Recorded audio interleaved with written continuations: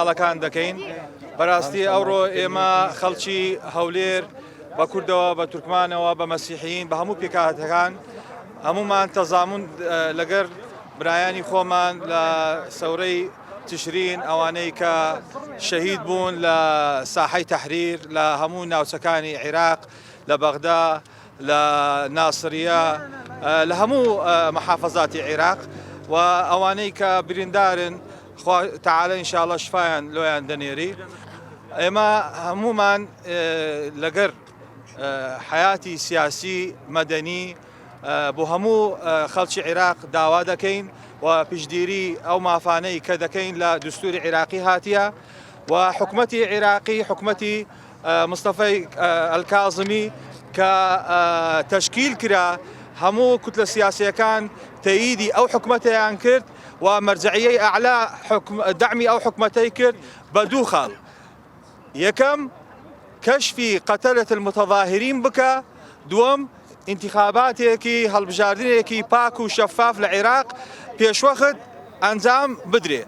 بەڵام حتا ئێستا قەتەلەت المتەظاهرین حتا ئێستا کەشف نەکرایە، کەس محاکەمە نەکرایە.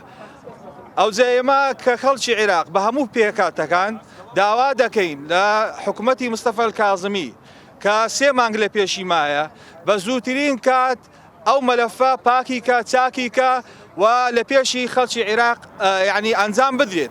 هەموو ئەو لیزنانی کە تەشکیل کرا دەبی جێبەجێ بکرێت. داوا لە UN دەکەین کە سەرپەرشتی یعنی مراقبەی عملیەی سیاسی لە عێراق دەکا لە پاش 2003ەوە حتا ئێستا، بەڵام بەداخەوە UN حتا ئێستا دەورێکی ئەوها فعالی نییە کە مراقبەی هەر ئەوەندەیە ئیشی تەقاریر بۆ ئومە متحیدە دەنووسێ، بەڵام حتا ئێستا ئەو تەقریرانە کە ئومە متحیدە لەوێن دەردەخێنن کەس مەسەلەن لە مەلەفی دۆسەی مافی مرۆڤ حتا ئێستا کەس بە جواب ناتیە.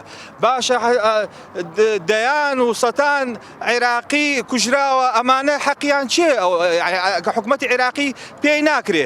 باشە ئەدی UN، باشە ئەدی ئەوانەی کە بەناو منەظەمات مجتەمع مەدەنی دووەلی قسە دەکەن، ئەمانش ئەوەیان دەوریان دەبی هەبی لەو مەوزوعە، یعنی دەوری خۆیان یعنی ئەگە حکومەتی عێراقی مقەسرە با ئەوان بەجواب بێن.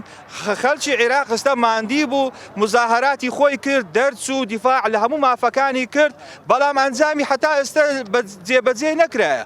و انتخاباتش لایەک دێرێ دەکرێ، لایەک دەرێ ناکرێ. ئەوجا ئێمە نازانی مەسیری عێراق بۆ چێن دەردەڕوە. بەڕاستی حکومەت دەبی یعنی ئەکتیڤ بی، فعال بی، دۆسیەکان چاک بکە، پاک بکە، لە جێی خۆی دەبی بێنی.